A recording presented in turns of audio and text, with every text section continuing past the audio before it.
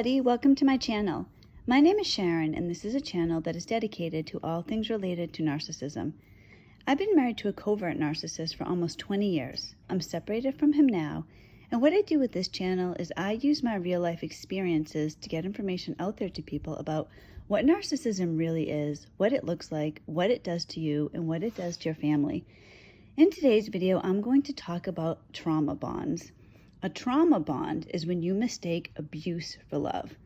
Emotional abuse can be mistaken for love when you are in a relationship with an abuser.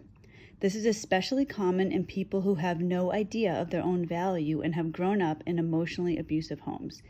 Physical abuse is going to be different. Physical abuse, when you're physically abused, you know you're being abused. Now, you might make excuses up for the abuser. You might say things like, he didn't mean it, or it was just that one time, or he had been drinking, or he said he's sorry, it's never going to happen again. People do say things like that, but you are aware that you're being assaulted. You aren't under the impression that you aren't being abused. When you're trauma bonded, that is when you are being abused, you're being emotionally abused, but you don't know it. So you are bonded to your abuser. You mistake abuse for love. Now, oftentimes this stems from your childhood.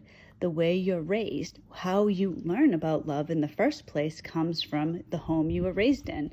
So in my case, I was raised in a home where my father was a narcissist and my mother was codependent. So for me, this is what I always knew. I didn't know anything else. So love was abuse. Now, I didn't look at it that way. I didn't think that. I did know that something was wrong with my family. I knew that my family wasn't close. They weren't like other families. My father being a narcissist and my mother being codependent meant that everybody was centered around my father, trying to keep him in a good mood. We frequently would walk on eggshells.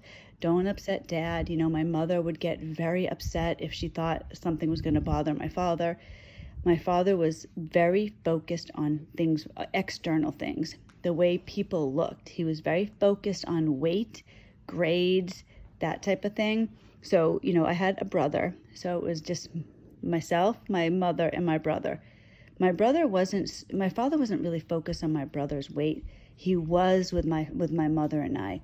Weight was a huge issue with him. One of my first memories, actually, was my mother standing in her underwear on a scale with my father looming over her.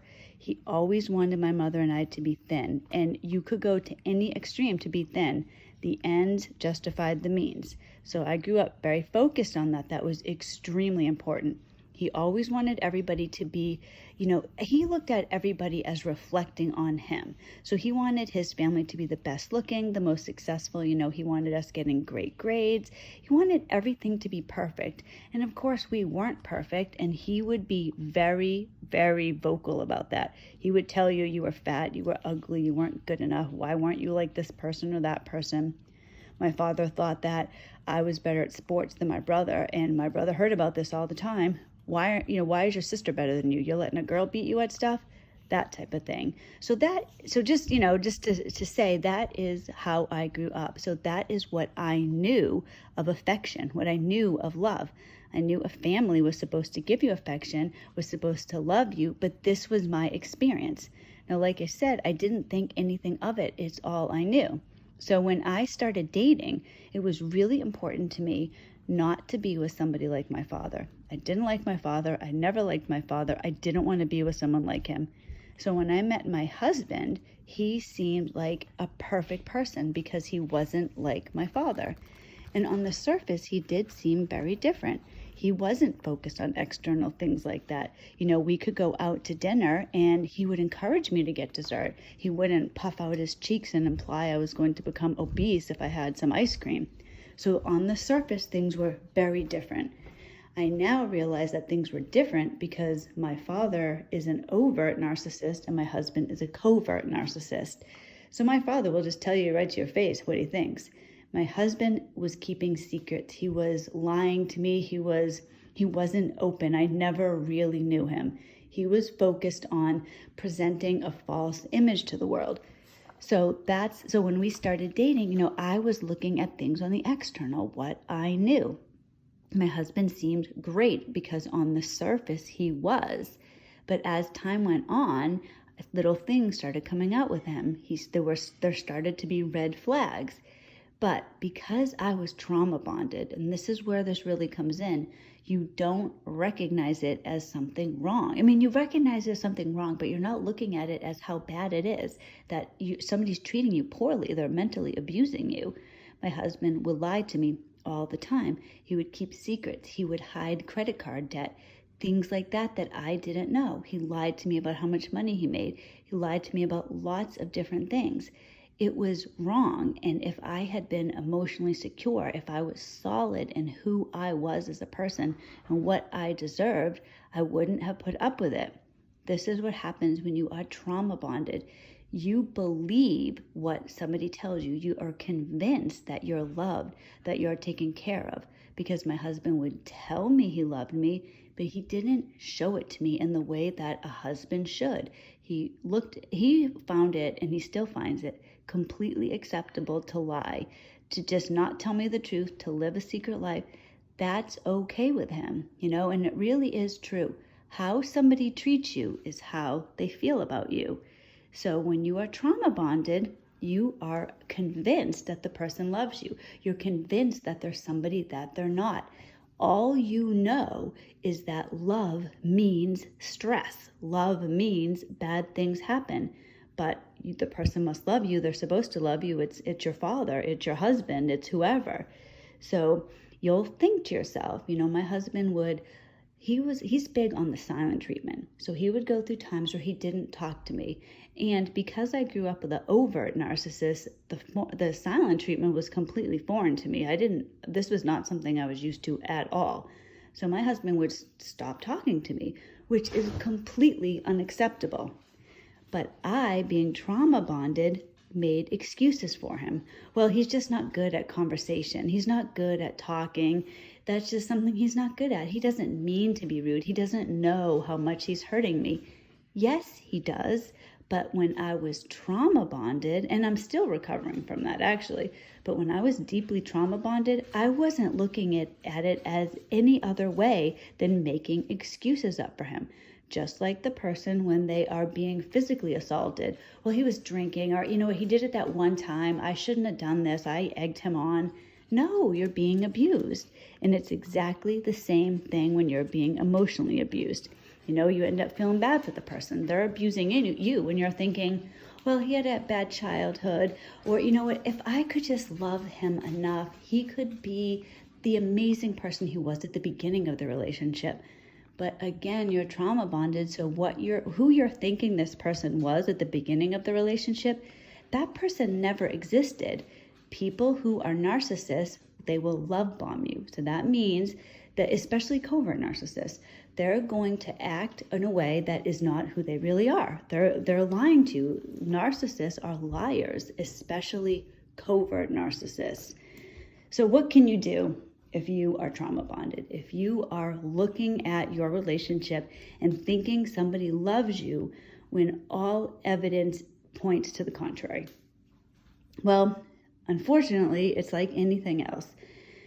When you are dealing with a situation like this, a severe situation like this, it's emotional abuse, you need to get your head right. You need to start becoming aware of the reality. What's really going on? How people are supposed to treat people that they love. When somebody is in a healthy relationship, they don't lie to the other person. When somebody's in a healthy relationship, you don't need to walk on eggshells. You're not afraid of what the person might do. They would not give you the silent treatment. They would care about you. Think about how you care about other people, how you treat people you love.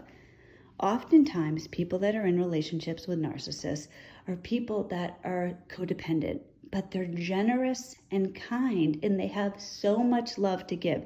They shower the other person with love and affection, and they don't get it back in return. So if you are giving, and you're not getting anything back but pain, stress, abuse, that's not a healthy relationship. So you need to get yourself in a good position. You need to know your own worth, what your value is. Because until you know your own value, you're not going to be able to have a good relationship. You're going to be taken advantage of. So you need to be aware of your own value. And then you need to be in a relationship. And when you're in the relationship, you need to have standards, things that you expect the other person to be to you, to do for you. Nothing less than what you yourself would give, what you yourself would do. It's so important. And then you also need to think how you can change things for the future, for your children. In retrospect, I can look back and I can see I was raised this way. So was my husband. So was my mother. So was my father. This goes back at least 2 generations, back to my grandparents. This is a family, I don't know, curse is the right word. It's a tradition. It's what has happened. This cycle, it's an abuse cycle. You recreate in your adult life what you know from childhood. And even if you're trying to run away from it, you can't. It's like me. I was trying to run away from being who my father was. I didn't want a man like that. I consciously tried to get someone that was opposite, and I slammed right back into my father. I just had 2 sides of the same coin. They're both narcissists. They're just different types of narcissists. It's so discouraging and it's so traumatizing to realize this, and it's so unfair because you think, why is this happening to me? Why can't I have a good relationship? I have so much to give. This is where hope comes in. You need to have hope. You need to have strength. You need to have knowledge that something better is out there. You know that goodness is out there. You're good. You have so much to love, so much to give, so much to be in this world.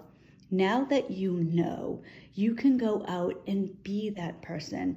That's what I'm working for, and I hope you are working for that as well. Thank you so much for watching this video. I'm so grateful to everybody who watches my videos. I'm trying to make videos every Monday, Wednesday, and Friday. So if all goes well, I will see you on Monday. Bless you all.